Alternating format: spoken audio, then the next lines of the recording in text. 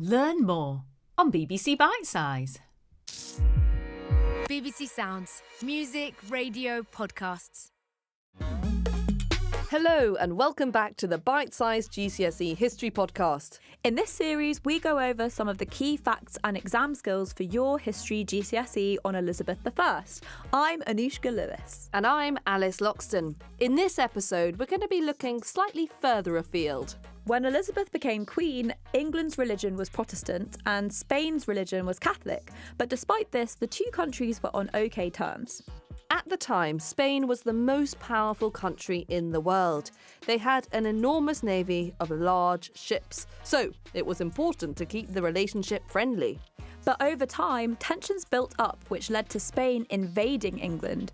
Spoiler alert, this story ends with a war. It does indeed, but the big question is, how did we get there?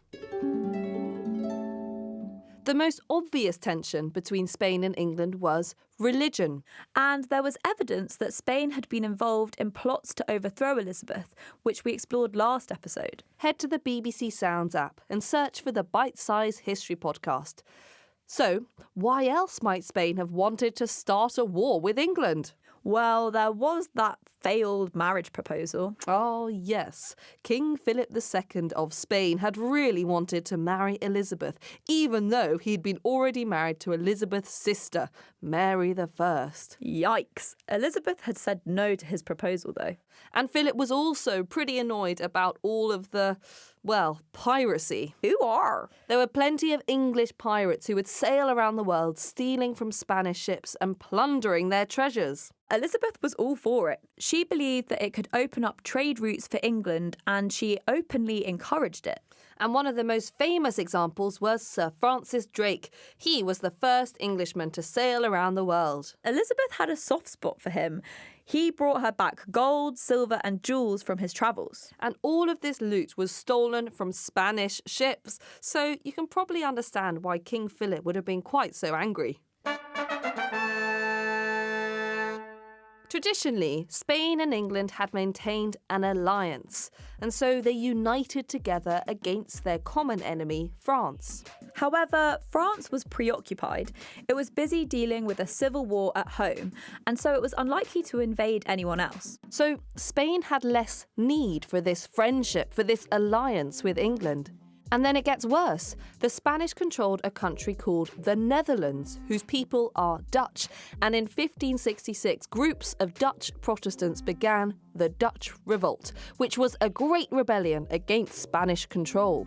The Netherlands was a vital country for English trade, so when the revolt started in the 1560s, Elizabeth was alarmed. She agreed to send English troops to the Netherlands to fight against the Spanish, although they didn't achieve much. But it did mean that now, for the first time, English and Spanish armies were fighting each other. It might be a good idea to rewind that section and listen again if you need to, because there's plenty of drama to come.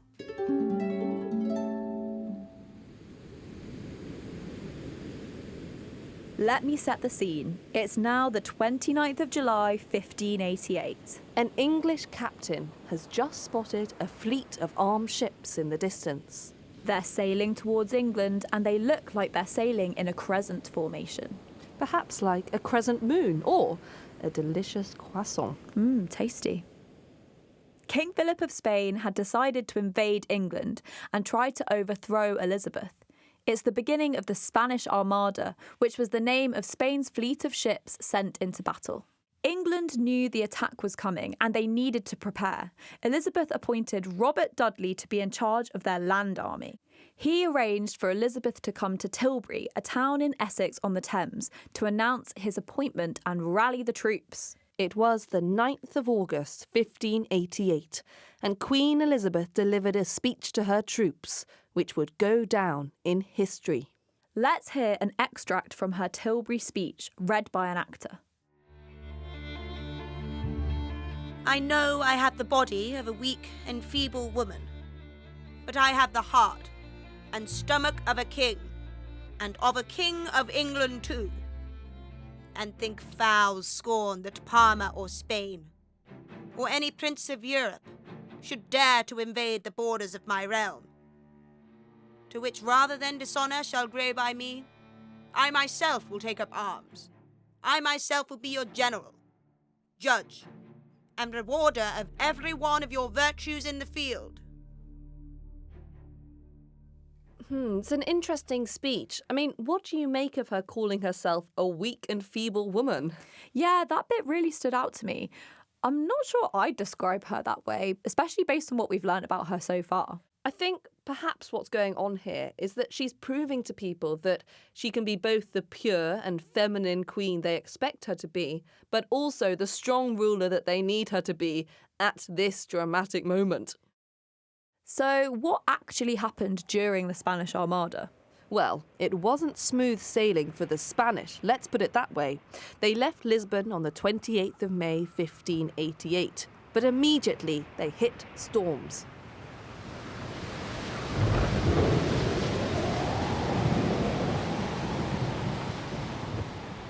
They had to repair their ships and ended up sailing for England on the 21st of July. So it's not a great start, and the English spotted them early on. As the Armada sailed through the English Channel, they were chased by English ships, but their crescent formation gave them quite a strong defence. The Armada then anchored near Calais, their aim being to pick up some more Spanish troops from the Netherlands before setting sail again for England. But this wasn't the best idea. Let's hear a first-hand account from a Spanish sailor reporting on what happened. It's the 7th of August 1588, and this is voiced by an actor.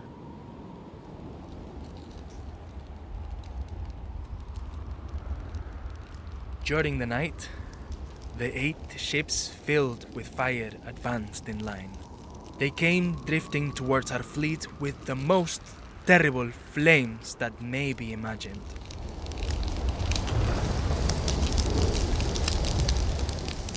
The English had succeeded in breaking up our formation. Shortly afterwards, the terrible battle began.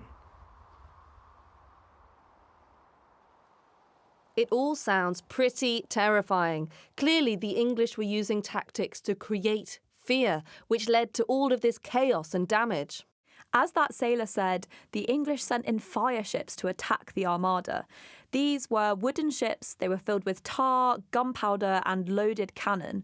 They were set ablaze and then sent to drift towards the Spanish ships. And all of this was a surprise. The Spanish weren't expecting it. Chaos ensued and they scattered out of their crescent formation. Weather was also not on the Spanish fleet's side.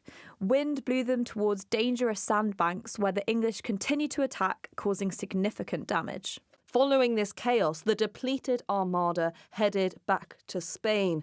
But trapped by the English, who began to chase them, they were forced to sail around the north coast of Scotland. And it was only when the English supplies ran out that they stopped pursuing their enemy.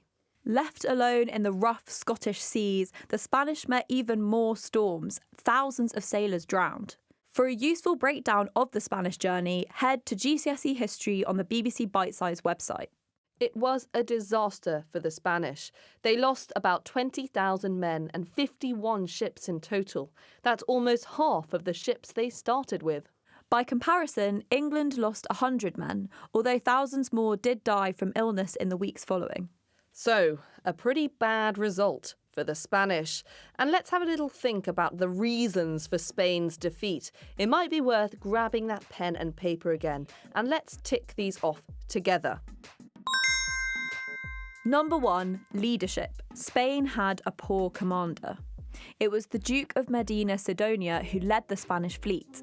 He was inexperienced in naval battle and he made some fatal errors in his planning and tactics. Number 2, planning.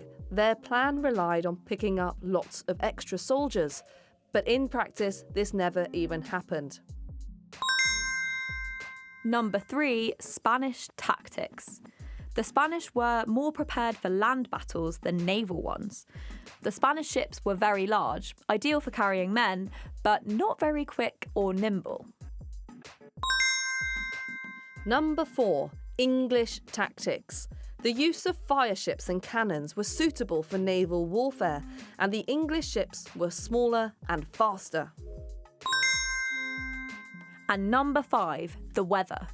The storms wrecked lots of Spanish ships. People at the time thought that the windy weather was a sign that God was on Elizabeth's side. I see. Well, modern historians have argued we can't even really call this event a great English victory because only about 5 Spanish ships were actually sunk by English action.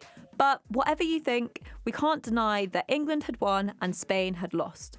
So England's victory strengthened Elizabeth I's position as Queen of England.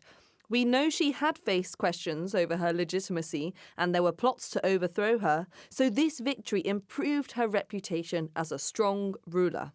It also strengthened Protestant rule. Catholic Spain had been defeated by a strong Protestant English navy. Right, Anushka, I think it's time to test ourselves with a quick quiz. You know I love a quiz. First up, who was the English explorer who stole expensive goods from the Spanish?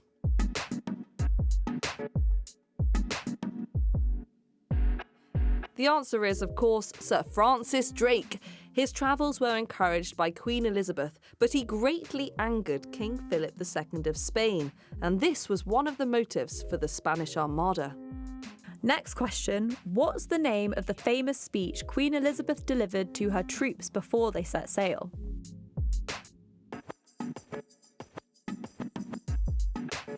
It was the Tilbury speech. In it, she instilled confidence in her troops at a time of great worry and upheaval for England. And finally, what did the English victory do for Elizabeth's reputation?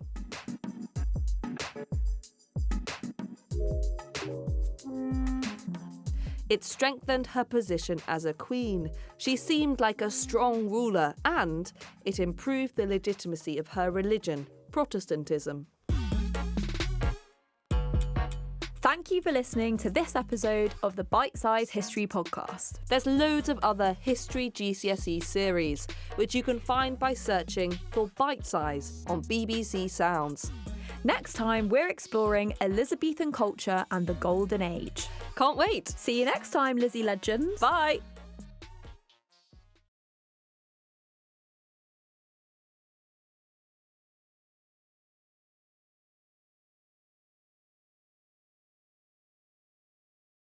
For in-depth GCSE resources and practice, visit BBC Bitesize now.